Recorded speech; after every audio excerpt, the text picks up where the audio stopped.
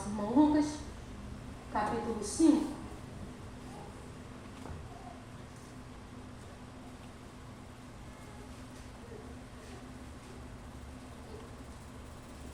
Versículo 17 ao 26. Lucas, capítulo 5, versículo 17 ao 26. Amém? Que diz assim: certo dia, quando ele ensinava, estavam sentados ali fariseus e mestres da lei, procedentes de todos os povoados da Galileia, da Judeia e de Jerusalém. E o poder do Senhor estava com ele para curar os doentes. Vieram alguns homens trazendo um paralítico numa maca e tentaram fazê-lo entrar na casa para colocá-lo diante de Jesus. Não conseguindo fazer isso por causa da multidão, subiram ao terraço e o baixaram em sua maca através de uma abertura até o meio da multidão, bem em frente de Jesus. Vendo a fé que eles tinham, Jesus disse: homem, os seus pecados estão perdoados. Os fariseus e os mestres da lei começaram a pensar: quem é esse que blasfema? Quem pode perdoar pecados a não ser somente Deus? Jesus, sabendo o que eles estavam pensando, perguntou: por que vocês estão pensando assim? Que é mais fácil dizer: os seus pecados estão perdoados, ou levante-se e ande? Mas para que vocês saibam que o Filho do Homem tem na terra autoridade para perdoar pecados, disse ao paralítico: eu digo a você, levante-se, pegue a sua maca e vá para a sua casa. Imediatamente ele se levantou na frente deles, pegou a maca em que estivera deitado e foi para casa louvando a Deus. Todos ficaram atônitos e glorificavam a Deus e, cheios de temor, diziam: hoje vimos coisas extraordinárias. Pode se assentar.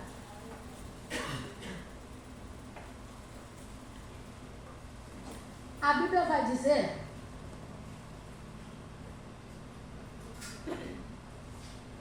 que em Marcos, que Jesus volta novamente para Cafarnaum e o povo ouve ele falar que ele estava em casa. Estudiosos vão dizer que provavelmente era a casa de Pedro. E a Bíblia vai dizer que quando Jesus está nessa casa, a casa fica, com as minhas palavras, abarrotada de gente. E na Palestina, naquela época, as casas, naqueles lugares onde eram menos favorecidos, as casas não eram muito grandes. Dentro daquela casa, provavelmente cabiam 50 pessoas dentro da casa, fora os que ficaram do lado de fora. Aí a Bíblia vai dizer que dentre essas pessoas estão os fariseus e os mestres da lei, que são os escribas.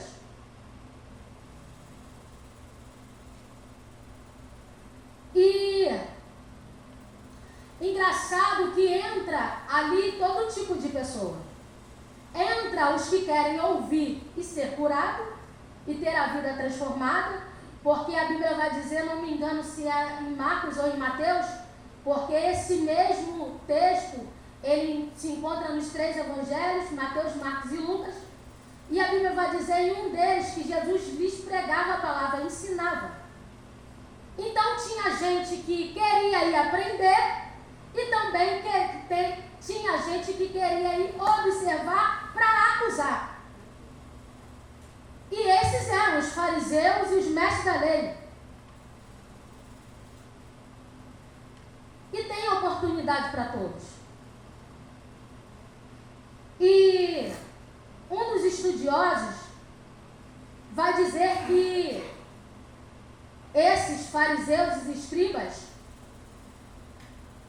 eles têm até o direito de julgar o que está sendo falado, porque era a responsabilidade deles evitar que os falsos profetas fizessem o povo desviar. Isso está lá em Deuteronômio capítulo 13, quando alguns se levantam e tentam e querem tomar a glória que não lhe é devida. Então eles são muito acautelosos com isso, inclusive eles vão fazer isso com João Batista. Está escrito lá em João capítulo 1, versículo 19 ao 34. E era mais uma oportunidade para eles. Agora eles vão examinar Jesus. Aí a Bíblia vai dizer que naquele lugar que Jesus estava, tem 5 pessoas também que sabem que ele está lá. A Bíblia não diz amigos. A Bíblia diz homens. Que pegam uma pessoa que está em condição de paralisia, não consegue se movimentar, e eles que conhecem, esses 4 homens que conhecem a situação do seu amigo, possa assim dizer, isso desperta uma fé em seus corações. E eu não sei aonde que eles residiam. Independente do lugar em que eles moravam, eles estavam decididos a colocar aquele homem que estava naquela condição diante de Jesus. E a Bíblia diz que eles vêm trazendo aquele homem numa maca. Está dividido por 4, mas dependendo da estatura do homem fica pesado. E eles estão carregando aquele homem. E o engraçado é que eu não vejo eles parando no meio do caminho. Eles estão decididos. Colocaram em seu coração cumprir o propósito. E a Bíblia vai dizer que quando eles chegam naquela casa, eles olham para a porta, não tem como entrar. O local de acesso está impossibilitado. Está cheio de gente. Quem sabe se fosse eu, voltaria para casa. Ia tentar outro dia. Só que aqueles homens estão determinados. E isso, muitas das vezes, falta em nós. Determinação para ir até o final.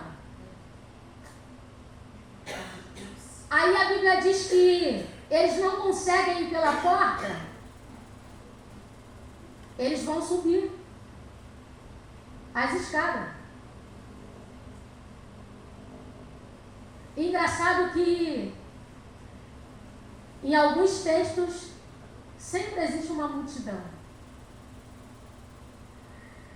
Aí quando eu falei aqui para você que tinha mais ou menos 50 pessoas dentro daquela casa, porque através de uma escavação feita, provavelmente aquela casa tinha 5,5 metros. Aí você olha agora e você diz, ué, mas é pouca gente.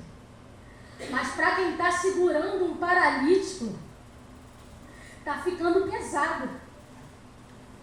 Mas eles não desistem, independente da multidão. Não dá para entrar pela porta, a gente vai dar um jeito e vai para outro lugar. Mas que hoje esse homem fica diante de Jesus, ele fica. Louvado seja o nome do Senhor.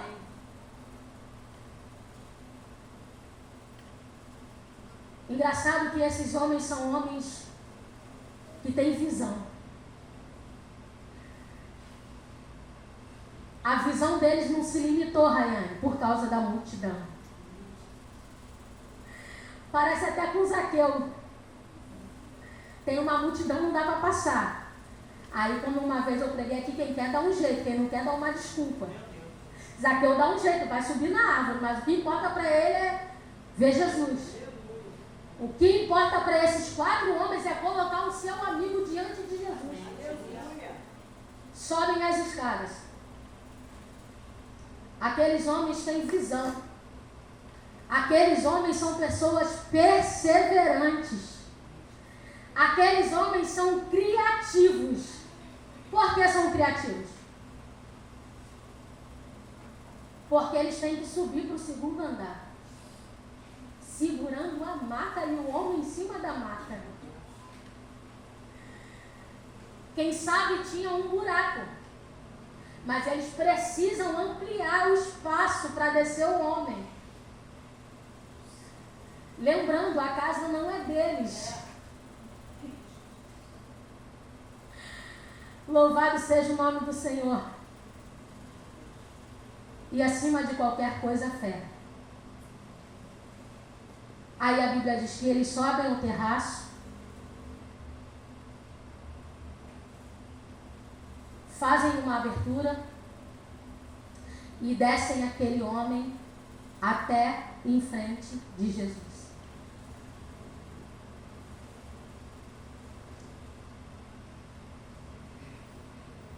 Aqueles homens creram que Jesus o curaria. Por isso eles perseveraram.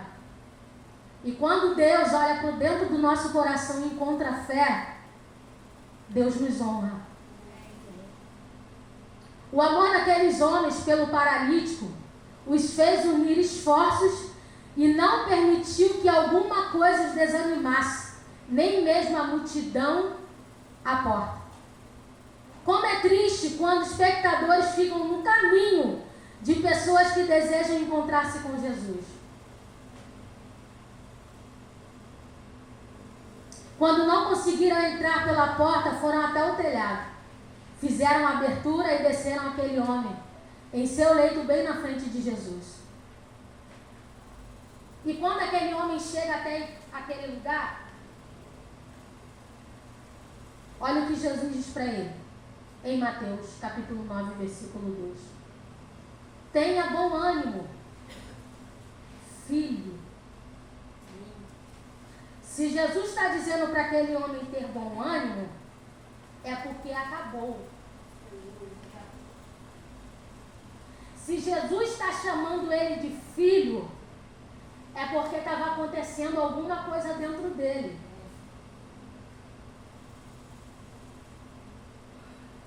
Perdoados estão os seus pecados. Então, me parece que a causa daquela paralisia era o pecado.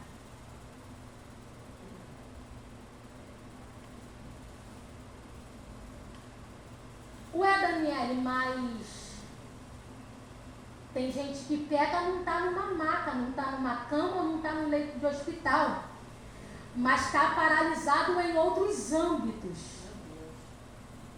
Não consegue se movimentar no mundo espiritual. Perdeu o ânimo. A Bíblia diz que quando Davi está naquela condição de pecaminosidade, que ele se cala durante um tempo, a Bíblia diz assim que ele mesmo afirma: enquanto eu me calei, os meus ossos se secaram. Mas Davi estava andando normalmente para lá e para cá. Mas a comunhão com Deus cessou. O relacionamento que ele tinha com Deus foi paralisado. Até então que o profeta Natan chega para ele, conta aquela história e ele confessa. E a Bíblia diz que quem confessa e deixa, alcança a misericórdia.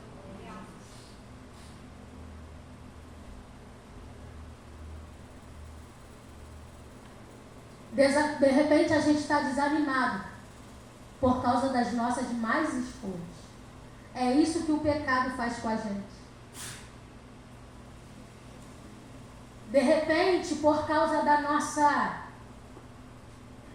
pecaminosidade, das nossas escolhas, a gente perde a identidade. Esqueceu do que é. Esqueceu quem é. Aí, diante da fé deles, Jesus fala para ele: filho, tem bom ânimo. Se você chegou até aqui, é porque brotou um desejo dentro do teu coração. E por causa da tua fé e do teu desejo de estar diante de mim, porque se ele não quisesse, ele não estaria. Com certeza houve um consenso entre os 5. Eu quero te levar, você quer ir? Meu Deus. Porque muitas das vezes a gente quer levar quem não quer ir. Meu Deus.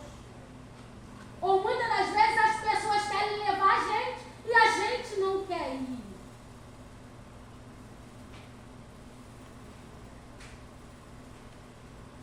Conjecturando. Eu quero. Estou cansada. Eu preciso de um encontro com Ele. Engraçado que eu não vejo o homem confessando os seus pecados. Mas Jesus olhou para dentro do coração dele e viu a intenção do coração.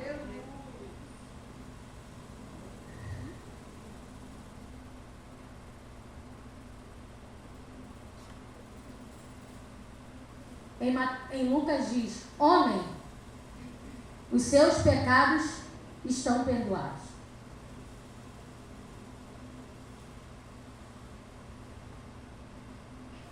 Aí a Bíblia vai dizer que quando Jesus fala para aquele homem, os seus pecados estão perdoados,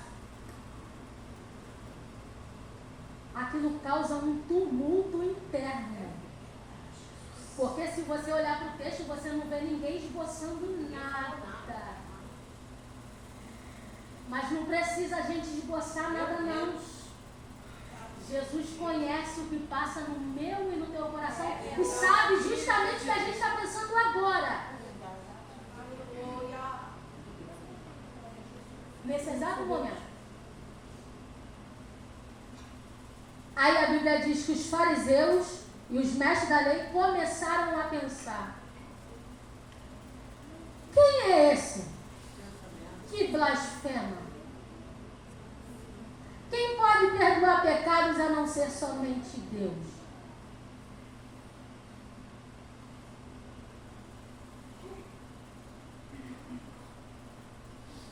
Parece que Jesus está errado. Está indo contra a Bíblia. Quando a gente fica com esse olhar limitado, e eu aprendi uma coisa: a gente não vem para assistir o culto.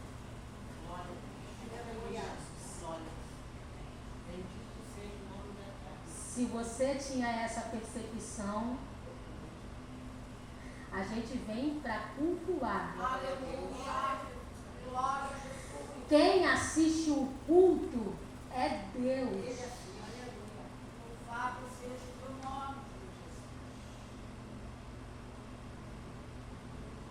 Aí quando Jesus fala para aquele homem: perdoados estão os seus pecados,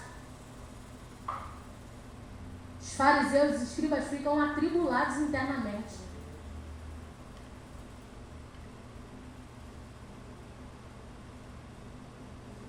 Aí a Bíblia diz: Jesus, sabendo o que eles estavam pensando, perguntou: por que vocês estão pensando assim?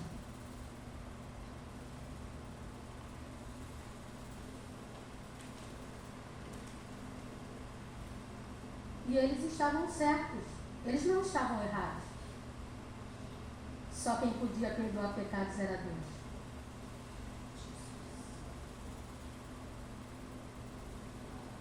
Mas, porém, eles estavam errados em não reconhecer Jesus como Deus.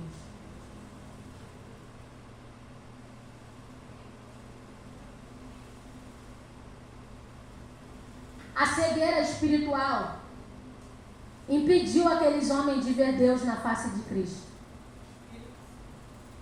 em vez de se renderem aos pés do Filho de Deus e nele se deleitar, preferiram atacá-lo e acusá-lo de blasfêmia.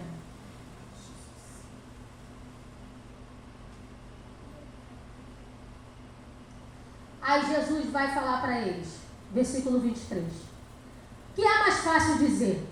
Os seus pecados estão perdoados ou levante-se e ande?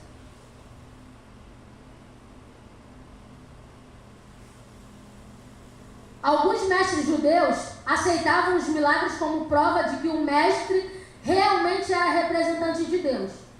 Outros não consideravam os milagres prova suficiente disso, caso discordassem da interpretação bíblica do mestre em questão.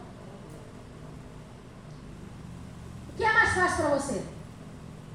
Eu perdoar o pecado ou eu dizer para ele, levante-se e ande? Mas para que vocês saibam que o Filho do Homem tem na terra autoridade para perdoar pecados, disse ao paralítico, eu digo a você, levante-se, pegue a sua maca e vá para a sua casa.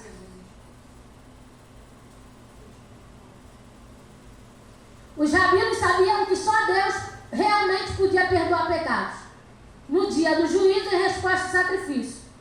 Mas também reconheciam que a cura, em última análise, vinha de Deus. Tanto o perdão quanto a cura originavam-se de Deus. No entanto, podiam ser anunciados pelos representantes divinos que agiam segundo a vontade dele. Joséfo vai dizer que alguns falsos profetas da época de Jesus haviam prometido realizar milagres, porém, na verdade, não cumpriram a promessa. É possível que alguns dos críticos de Jesus o tenham visto como parte desse grupo.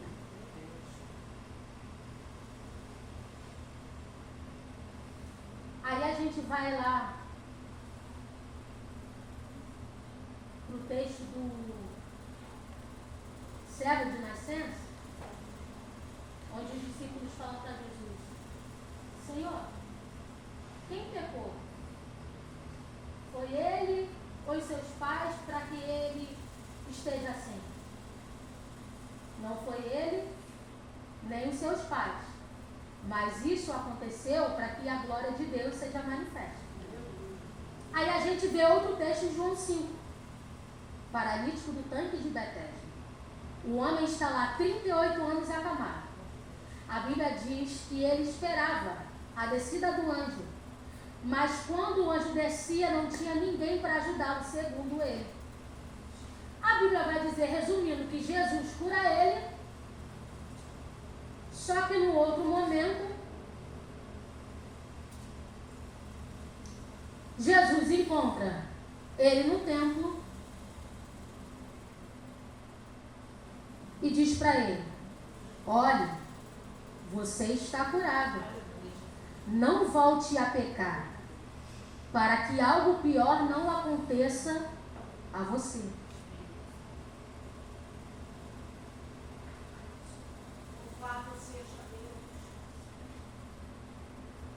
Então, tem algumas enfermidades que são consequências de pecado. Outras são para que o nome do Senhor seja glorificado.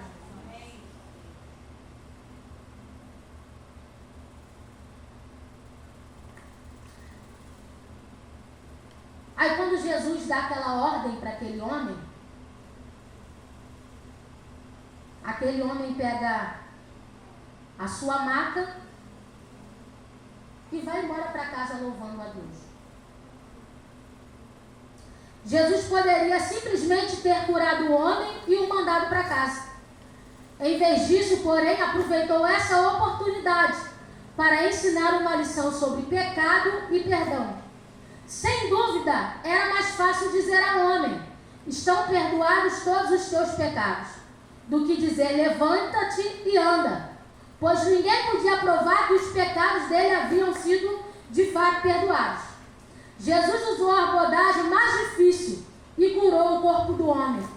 algo que todos os representantes seriam capazes de testemunhar. Nós não sabemos se a aflição era decorrente de seus pecados, mas é provável que sim. A cura do corpo foi uma evidência exterior da sua cura pessoal interior. Jesus surpreendeu os líderes religiosos ao afirmar ter autoridade tanto para curar o corpo quanto para perdoar pecados.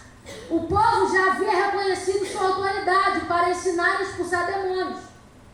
Mas aqui ele afirma que também tem poder para perdoar pecados.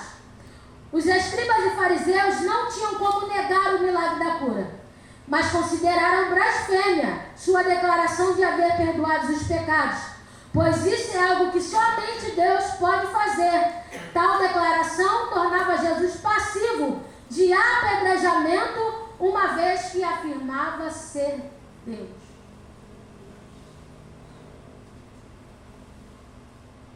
Por que esses homens estão tão indagados? Havia entre os rabinos uma crença de que um homem só poderia ser curado depois de ser perdoado, pois eles pensavam que toda doença fosse devida ao pecado. Primeiro vem o perdão, depois a cura. O perdão é subjetivo, a cura é objetiva. O perdão só é visto por Deus, mas é impossível que a cura não seja vista pelos homens. Jesus então curou o paralítico como demonstração de seu poder para perdoar, e assim seus críticos foram apanhados pelas cordas da sua própria crença. Certo escritor vai dizer: a opinião judaica a respeito do pecado e do sofrimento é esta: onde há sofrimento, o pecado é premissa, e onde ainda persiste o sofrimento, o perdão ainda não chegou plenamente. Se Jesus curou o homem da paralisia, logo o homem está perdoado. E se ele está perdoado, então Jesus acabou de exercer uma obra que é prerrogativa exclusiva de Deus, logo ele é Deus.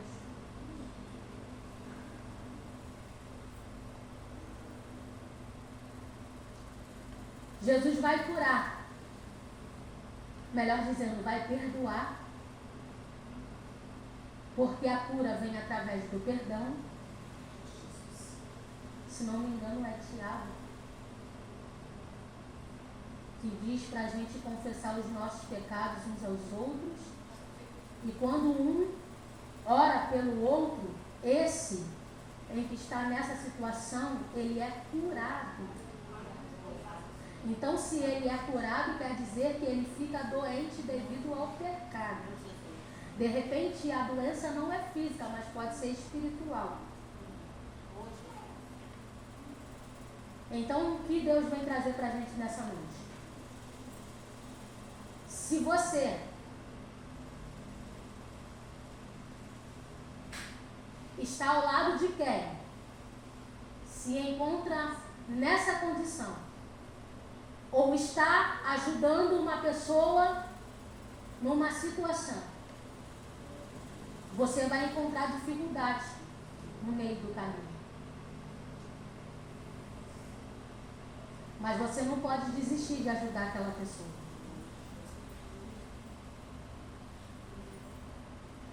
E quando você levar a tal pessoa até Jesus, agora não é mais com você. O negócio é entre a pessoa e Jesus. O negócio é que a gente acha que a gente é o destino. O destino é Jesus, eu só aponto. Aí eu me lembro de João. Não, eu não sou Cristo, não. Aleluia. Louvado seja Deus. Nem muito menos Elias. Profeta? Também não. Eu só sou uma voz do que clama, não sou eu que clamo. Ele é quem fala. Eu só sou o eco. Aleluia. Eu sou uma voz do que clama no deserto. Aí quando João está com os seus discípulos, E Jesus está passando. Qual é a ação de João Batista? Se fosse eu, vai trazer para mim uma nota dos alimentos. De repente, prenderia o discípulo, não são meus. Esses daqui são meus, ninguém tira, ninguém leva. Não é a atitude de João. João está com seus discípulos e quando Jesus passa, ele aponta. É ele lá. Ele é o Cordeiro que tira o pecado do mundo. Aí o que é que os discípulos de João vão fazer? Deixam João sozinho. E vão acompanhar, ir atrás do destino. O destino não é João. João é somente uma ponte.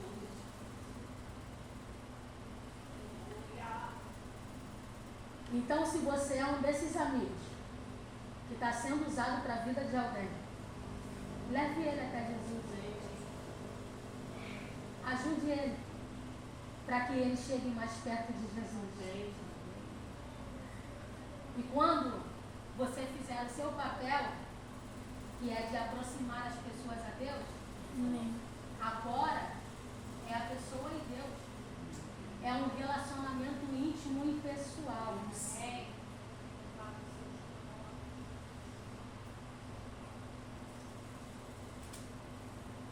E do paralítico? Reconheceu a sua situação. Não tinha como ele se mover. Estava paralisado numa maca. Precisou de alguém para levar ele até Jesus. Mas houve nele a decisão de querer ir.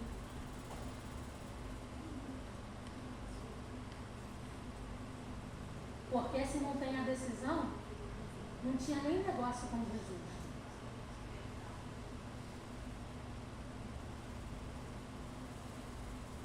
E para os espectadores? E para os fariseus e escribas? Ele já se revelou para você tantas vezes quem ele é. Aproveita a oportunidade.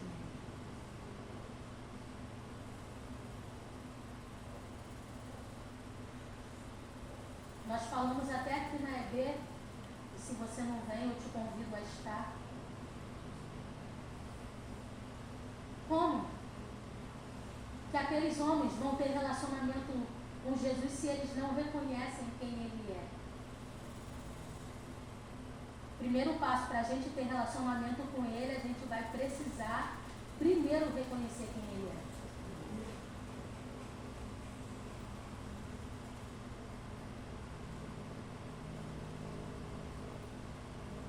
Jesus sonda o meu e o teu coração.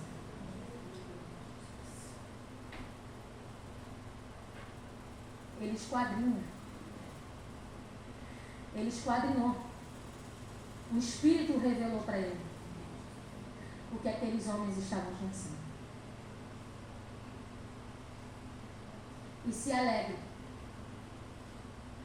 com a cura daquele que estava paralisado, daquele que entrou acamado e saiu com a maca na mão e glorificando a Deus.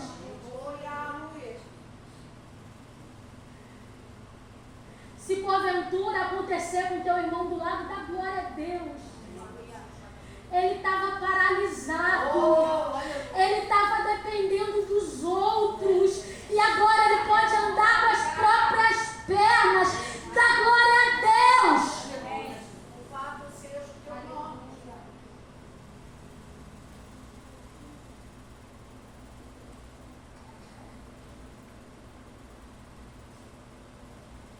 E eu não sei se esses fariseus e escribas fazem parte desse todos, que ficaram atônitos e glorificavam a Deus. Porque em todo tempo, na palavra de Deus, a gente vê uma oposição deles em relação ao ministério de Jesus. Que nós não sejamos esses opositores. Que nós sejamos aqueles que ajudam outros a chegarem mais perto dele. E entendamos, nós não somos o destino para ninguém.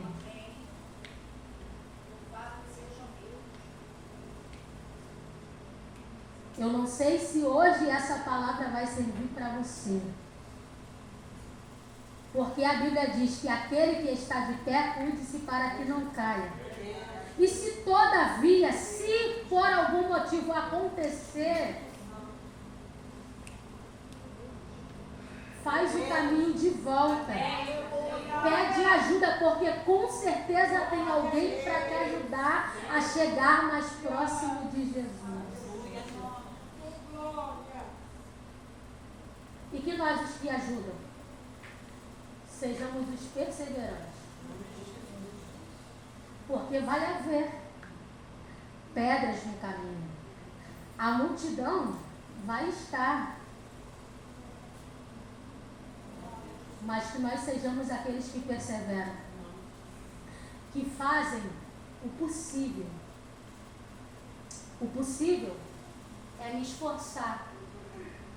Pegar o peso, se necessário, para levar o meu irmão até Jesus. Se for necessário subir as escadas com a maca na mão, vamos embora. Se tiver que ampliar o buraco na casa do irmão, amplia. Mas não desista.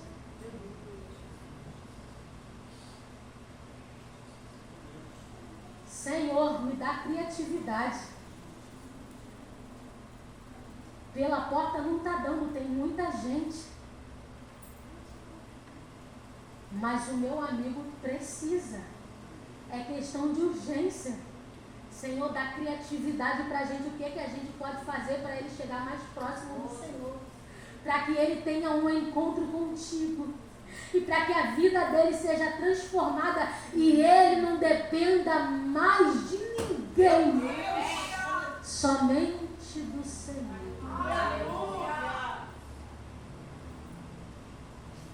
Eu achava que eu dependia de amizade para ser feliz. Aí quando eu entendi que não é nada disso. Pastora, quantas vezes eu fui sem falar com a senhora? Pastora Rose é minha irmã. Não é sobre isso. Não dependo de ninguém, exceto de Deus. Me aproximam de Jesus a cada dia, mas não são o meu destino. Entendo que o meu relacionamento com Deus é pessoal.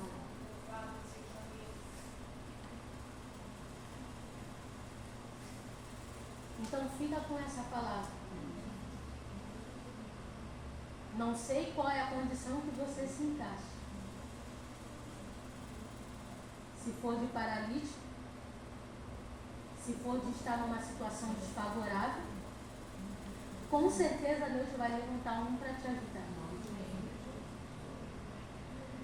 E se estiver na condição de amigo, persevere. Mas entenda que você é a ponte e nunca o destino. E assim agradeço a oportunidade de nome